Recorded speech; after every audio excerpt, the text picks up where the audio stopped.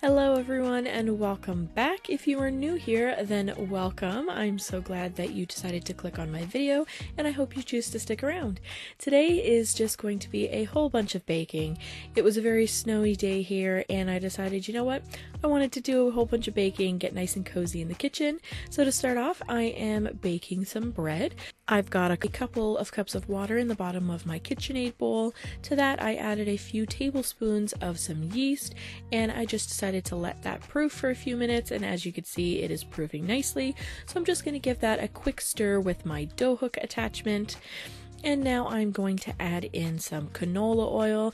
This is my favorite type of oil to add into my breads when I'm making them. I'm actually following a different recipe this time. I like to try out some different recipes, see what kind of breads I like, and then I just added in about a third cup of some just plain old honey. It gives it a nice sort of natural sweetness, which I really like, rather than having a whole bunch of sugar in the bread. So now, as you can see, I am starting to add in my flour very slowly. First I just add a cup and then 2 cups, and I just let that mix in nice and slow until everything is nicely incorporated, and then that's when I start to add my additional cups of flour, just 1 cup at a time, until we get to the point of where the dough can hold its shape really nicely together, and then I'll pour it out on the counter and start kneading it by hand.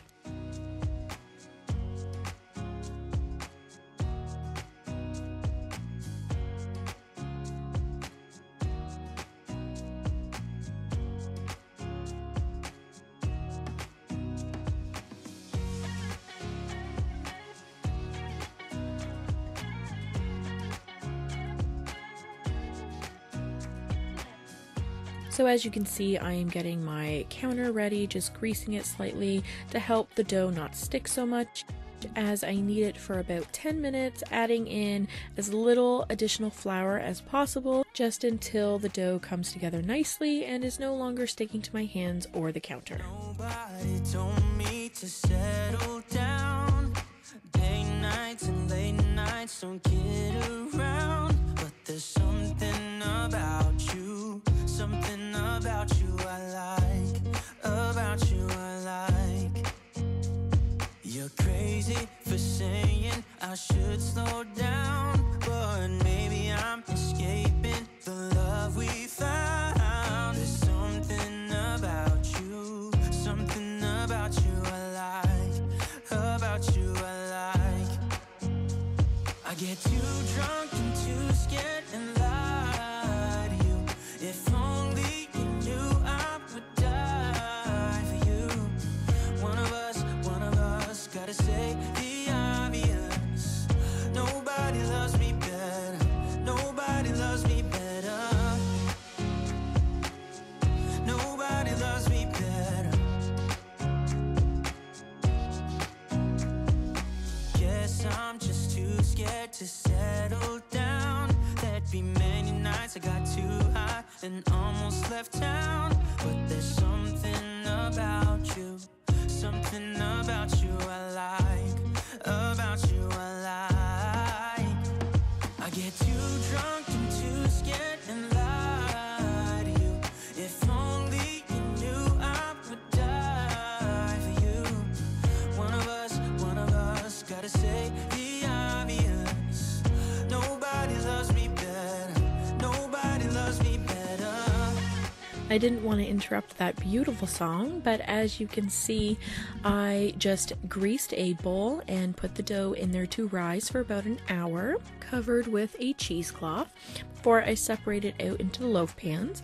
So now I'm going to start on some banana muffins, a big favorite around here. So I'm just starting out with 3 bananas that are pretty ripe, nice and soft, and adding 2 eggs in with them, mush them up so they're nice and soft and liquidy.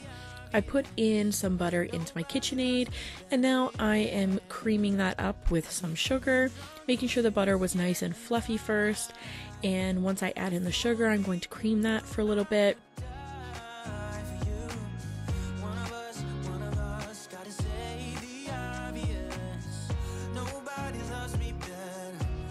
Scraping down the bowl as needed. You want to make sure all your ingredients are nicely incorporated, so scraping down the bowl definitely helps with that. Now I am just adding in my mashed up bananas and eggs, making sure I get all that loveliness in there, awesome banana flavor, mixing all the sugar and butter and bananas and eggs together. Then I'm going to stop that and add in just a little bit of vanilla, maybe about a teaspoon or so. It really doesn't need much because we really want to taste that awesome banana flavor. And we just sing along, and I can't help but feel it. Now we have our flour. We're going to add in about 3 cups of flour. Sometimes I add a little bit more depending on how wet and moist the batter is at the end. And we've got our baking soda, a couple teaspoons of that, about a teaspoon of salt as well. Mix all that in nicely, get it nicely incorporated. Making sure we keep the mixer on low speed as we incorporate all the flour and dry ingredients because we do not want to have a flour shower. Now I'm just adding in about 3 to 4 tablespoons of milk. Yes, we have bagged milk here in Canada. That is where I am at.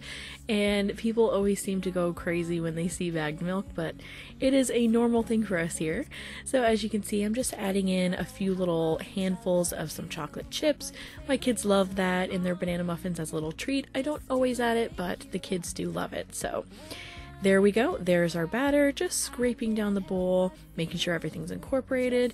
I'm just going to let that sit for a little while the oven heats up. And now we are moving on to our bread dough. So as you can see, it has sat for about an hour and it has risen beautifully. It is coming out the side of the bowl. It is crazy how fast bread dough can rise and how much. And now I am just greasing 3 of my bread pans and the counter again as well to hopefully help with the whole sticking when I am rolling it out, trying to form it into the pans. So as I pour it on the counter, I am kind of eyeballing out 3 little sections of bread dough, trying to make them as even as I possibly can. I'm not always the best at this, but you know, it is what it is. So now I'm just separating them out and I'm going to form each little section into kind of a semi-loaf so I can fit it nicely into the pan. I am not perfect at this, guys, by any means, but as you can see, it's not too hard. This particular recipe that I was using today, it is actually a really forgiving dough, I find. It worked out really well in regards to being able to form it into the loaf, and it was really easy to kind of like maneuver it around in the pan and things like that.